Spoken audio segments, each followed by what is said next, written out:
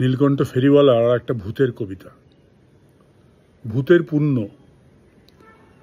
সেদিন প্রচুর পুণ্য হলো, পেতনি গেছেন গঙ্গা স্নান। মন্ত্রগুলো ভুল যদিও, নেই পরোয়া, মন কি টান। এমনিতে তো পেতনি তিনি, পাপ করেনি এমন নয়। আজও তিনি পাপের গাদায়, মন্ত্র শুনে শঙ্কা হয়।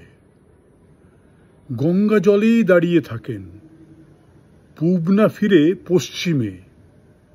বলেন ওটাই পূব হবে আজ, চামচারা সব তাই মানে। সেদিন প্রচুর গরম ছিল, পেতনি বলেন শীত বেজায়। চামচারা সব একই সুরে বলে ওঠেন তাই বোধ হয়। চামচাদেরও ভূত অনেকেই, পেতনি আছেন বেম্বো। সবাই গেছে পুণ্য স্নানে, কারোর তো আর নেই দেহ। পেতনি বলেন গান লিখেছি, সুর বেসুরের মা বাপ নেই। কথাগুলোর নেই তো মানে, তবুও দেখো প্রাইজটা চাই। চামচারা সব পুণ্য ফলে, মন্ত্রী উজির আমলা সব। পেতনি বলেন স্কুলগুলোকে বন্ধ করো, হোক উৎসব।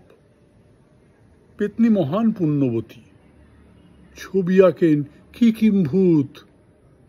কোটি টাকায় তাই কেনে কেউ, চামচারা সব মুক্তিদূত। সেদিন প্রচুর পুণ্য হলো, হলো প্রচুর গঙ্গা স্নান। পেতনি বলেন গামছাটা দে। চামচারা সব বুঝলো ফান। অ্যাকচুয়ালি দেহ তো নেই, মুছবে কি আর পাপের দাগ। গামছা দিয়ে তাই মোছা যায়। চামচা বলে এই রে ভাগ।